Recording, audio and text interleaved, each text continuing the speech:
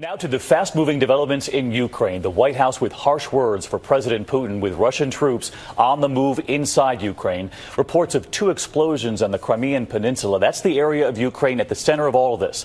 Secretary of State John Kerry now traveling to Kiev Tuesday. Kerry telling ABC News Russia's actions are a, quote, brazen act of aggression, an incredible act, and that tonight the White House is considering all options. President Putin, however, defiant, telling President Obama he has the right to protect Russia's interests. More on that 90-minute phone call between Presidents Obama and Putin in just a moment. But first, ABC's chief foreign correspondent Terry Moran in Ukraine for us tonight. Terry. David, all day long, Russia tightened its grip here and raised the stakes. By sea, the Russian Navy poured in more forces. On the roads, Russian troops were on the move.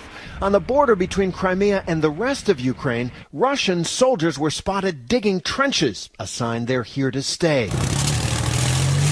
And nearby, in Russia itself, full-scale military exercises were underway, ominously. For Ukraine's new prime minister, it was all too much. We are on the brink of the disaster.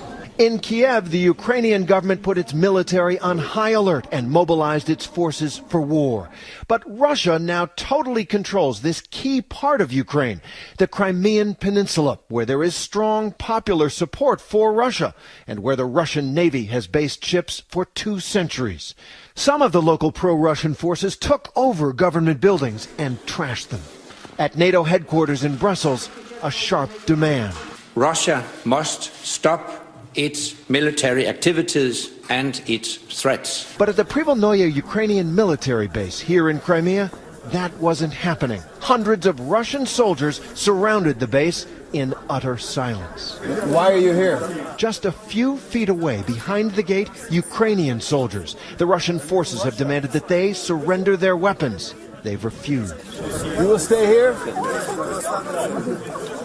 No comment. But the wife of one of the Ukrainian soldiers, now trapped in this eerie standoff, she is desperate. We are hostages, she tells me. The families, the kids, the wives, we're all worried about the orders that they will get from either side to shoot. It's horrible. As Russia ratchets up the pressure here, the danger is that the slightest spark, a panicked young soldier opening fire, a protester killed, could touch off a major war. Nobody wants that. But right now, there is absolutely no sign of any way out of this crisis. David?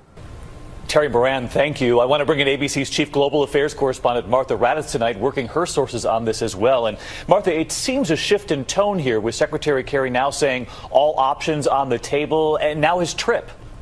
Absolutely, David. There have been so many warnings hurled at Russia during this incredibly intense standoff. Warnings that there will be consequences, there will be costs.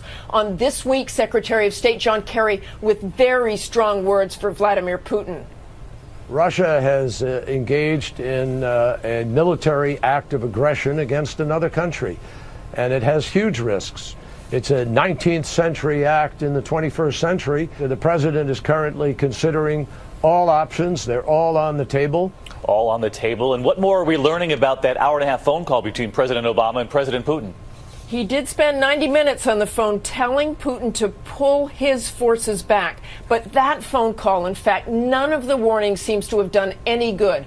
Putin has sent in reinforcements, a senior administration official just a short time ago saying that Russian troops are clearly settling in.